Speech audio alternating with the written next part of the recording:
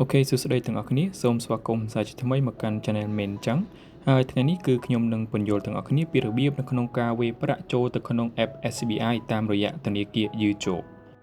ដើម្បីវេរប្រាក់ពី YouJo ចូលទៅក្នុងគណនី SBI របស់យើងបានទីមួយយើងត្រូវដឹងអំពីព័ត៌មានធនាគារដែលមាននៅក្នុង App SBI របស់យើងជាមុនសិន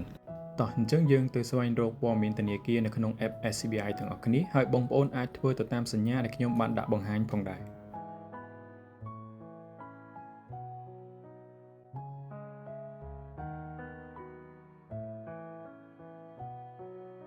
អូខេទាំងនេះគឺជាព័ត៌មានធនាគារនៅក្នុង App SBI របស់ខ្ញុំ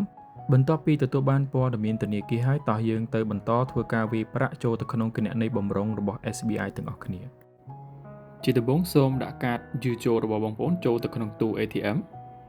រួចចុចទៅតាមការណែនាំនៅក្នុងវីដេអូនេះ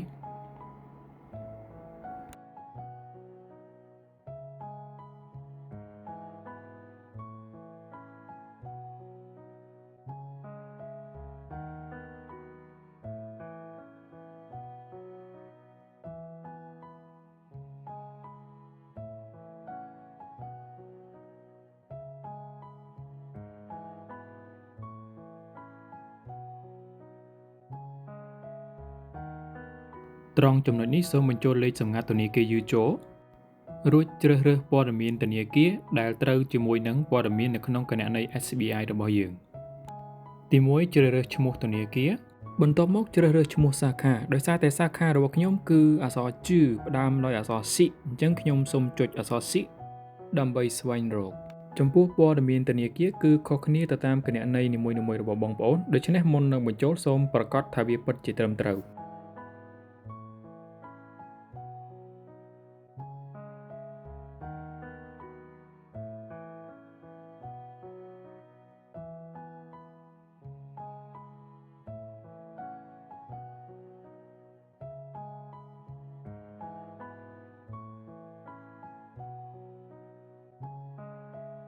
បន្ទាប់ពីរកឃើញឈ្មោះសាខាប្រភេទប្រាក់បញ្ញើសូមបញ្ចូលលេខគណនី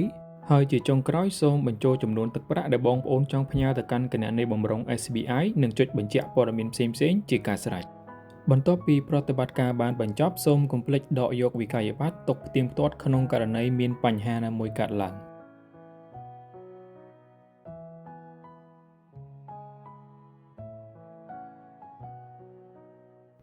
សូមអរគុណចំពោះការទស្សនាជួបគ្នានៅវីដេអូបន្ទាប់